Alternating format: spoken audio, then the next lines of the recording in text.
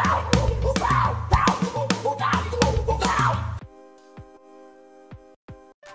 hello po and welcome sa isa na namang video natin ngayong araw. And for today's video ay pag-usapan po natin ang nabanggit ni Attorney Libayan nung nagbabakasyon pa siya doon sa Japan. Okay, balik kakabalik pa lang yata niya galing Japan. Yung may ginawa siyang live na video at nabanggit nga niya na kung sino yung mga kinasuhan na small vloggers ni Raffy Tulfo. Okay, and pag-usapan po natin kung sino-sino ba yun, okay? At nabanggit niya nga po, na-confirm na natin, nalaman na rin natin kung sino yung mga kinasuhan ni Raffy Tulfo na small vloggers. Na-feature na rin daw ito ng kabilang kampo. Ewan ko, sina Meloy yata. And ang mga nakasuhan nga ay sina, of course, si Attorney Libayan, si I Am Sean Wayne, and si Apo Luna. Tapos may nabanggit pa rin siya na ikinaso sa kanya ni Attorney Tungol. Hindi ko alam kung si Attorney Garrett ba yun o yung tatay. Pero i-discuss na rin yan eventually ni Attorney sa live niya. Subaybayan natin ng susunod na kabanata, okay? So ito, i-feature ko lang din tong isang latest na video ni Attorney Libayan. And diniscuss nga niya dito.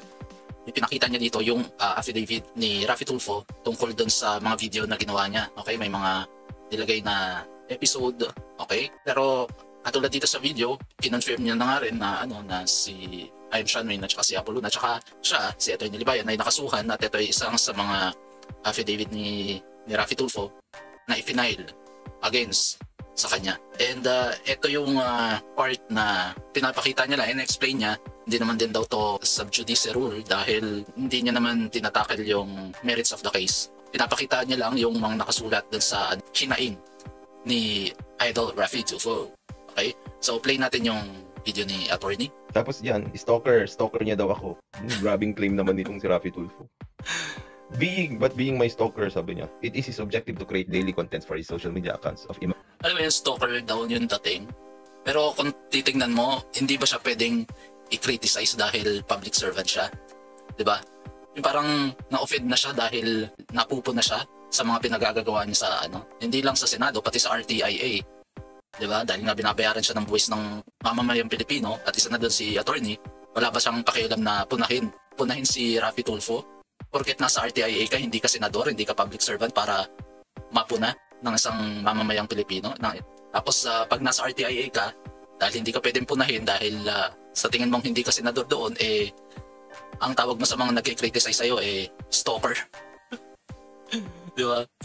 Imagined flaws or convoluted views of my opinions, actuations, and reactions for his daily dose of Tulfo. Bali, yung kaso nga na final ni Raffy Tulfo ay hinggil doon sa October 3 na episode ng Raffy Tulfo in Action na nag-death wish. Yan nakalagay dito. Started to stream live via aforementioned social media accounts, the Death Threat Wish series. Yan.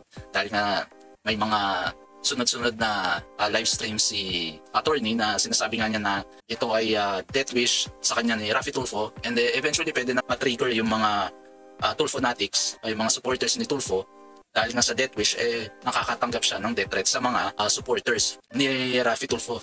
Siyempre siya, si Attorney Libayan, all this time, kahit na sa mga live niya from the day na kinriticize niya itong episode, October 3 episode, ay binabanggit niya ito nga daw ay isang death wish para sa kanya ni Raffy Tulfo.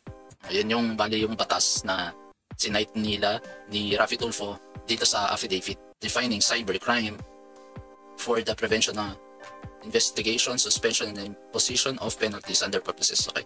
Crime charge. With the said, Vlogs responded maliciously imputed that I have made a death threat on him, or I have threatened to have him killed by hiring a gunman thereby damaging my name and reputation. Ito, sa araw-araw ko nanonood kay Attorney, wala siyang binanggit na na sinabi niya na si Raffy Tulfo yung nag-death threat. I maliciously imputed that I have made a death threat on him.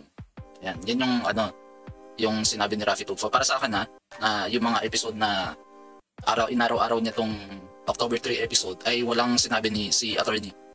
Wala ka narinig na death threat to. Okay. Lagi niya rin sinasabi na ito nga ay isang death wish na parang nagresulta na yung mga fans o yung mga Tulfonatics, yung mga supporter ni Raffy Tulfo ay sila yung na-trigger at magkaroon ng death threat kay Attorney. Hindi direktang sinabi ni Raffy Tulfo sa mga supporters niya na kayo na mag-utos siya na mag-death threat kay Attorney Libayan, pero parang syempre Ako para sa akin yung mga pagkakaintindi ng mga tool fanatics alam mo naman 'yun na medyo makikitid ang utak na pwede nilang patulan kaagad yung yung death wish ni Raffy Tulfo, and then eventually matrigger sila na na i-depensahan si Raffy Tulfo by mag-death threat kay attorney para i-depensahan si Raffy Tulfo, di ba? Kaya ganoon na rin, parang may domino effect na rin yung pagkaka-death wish niya kay attorney Libayan, di ba? So let's continue. Nilabas nila ito lahat, no? Si Melo Yap, all the pages of this, no? Yung sa mga tao na nakakuha ng kopya doon, i-refer nyo na lang doon. Ayun, bali kinonfirm ni attorney na ang unang naglabas niyan ay yung kampo nga na Melo Yap, and then nilabas niya na rin that kumbaga parang kung if ever man merong cite in context siguro, yun ni si Melo Yap o yung kampo ni Raffy Tulfo, kasi si Melo Yap connected kina Raffy Tulfo Pwedeng i-depensa ni attorney na di naman siya ang unang nagpalabas niyan yung kampo ni Melo Yap, diba? Doon niya lang nakuha, and then eventually, diba? Kaya yun yung kaalaman na pagka wala kang alam sa batas na hindi mo basta-basta pwedeng ilabas yan. Kaya hindi nauuna lagi si attorney na maglabas ng mga reklamong ifinafile na kaso sa kanya. Pati yung kasong ifinile sa kanya ng RTIA na copyright infringement, sina Melo Yap din na naglabas nun, hindi si attorney. Tapos nilabas eventually ni na Melo Yap, doon lang din niya pinag-usapan at inilabas yung mga nakasulat doon. Ganon, yung alam mo yung mga ganon, hindi si attorney naglalabas basta-basta ng mga dokumentong ganito. Okay? And yun nga, nilabas niya na rin, sinabi na rin ni attorney dito na nag-file na rin sila ng reply tungkol dito sa pinile na kaso ni Raffy Tulfo. And sa tingin ko, si attorney rin ang tumutulong kina I.M. Shanway at saka kay Apple Luna na mag-reply.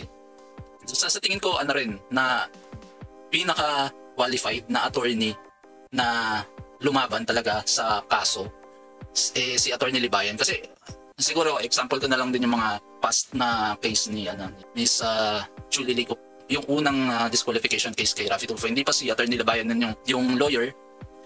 May mga kasi pag nanonood ka ng RTIA, may mga personal minsan na malalaman ka tungkol kay Raffy Tulfo. Yun yung isang advantage ni attorney Libayan, na dahil nanonood siya ng RTIA, alam niya na yung galawan, alam niya na yung ibang mga personal facts. Sabihin na natin ngayon ni Raffy Tulfo na kung siya man ang naging lawyer ni Miss Julie Licop nung bago pa man na mag-file ng disqualification case, siguro sa tingin ko mas nabigyan pansin bago siya manalo yung disqualification, kasi mas alam din ni attorney yung pwede niyang i-file yung mga issue ni Raffy Tulfo na pwedeng malakas ang laban bago pa siya manalo, diba? Kaso yung second na final na disqualification case, medyo maikling na lang yun, time na lang talaga para sa election, and eventually nanalo siya, kaya nalipasan na ng oras.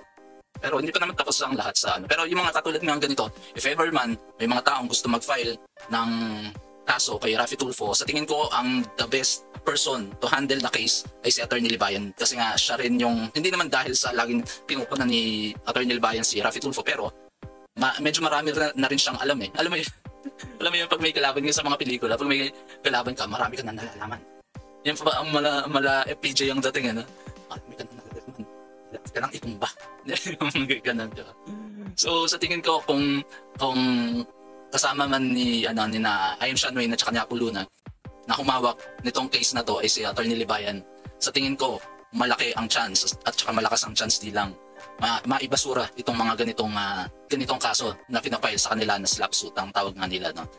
And eventually sana malaman din natin yung file, sigurado pag-uusapan din natin yan pagka finisher ni attorney yung kasong i-file naman ni, kasi nabanggit lang ni Tumul daw yung i-file ni Tumul kaya hindi ko alam kung si attorney Garrett ba yun. Pero sa tingin ko si attorney Garrett, kasi parang siya naman din lagi medyo lumalabas sa napangalan sa live ni attorney, and minsan lang din lumabas yung pangalan ng tatay na Tumul dito sa live ni attorney. And then let's wait and see sa episode na yan, sa live stream ni attorney, kung ano nga ang kasong i-file sa kanya ni Tumul. Okay, well, hanggang dito na lamang po, and salamat sa mga nanood at sumuporta dito sa video natin ngayong araw.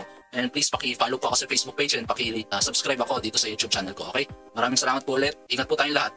Ciao, ciao.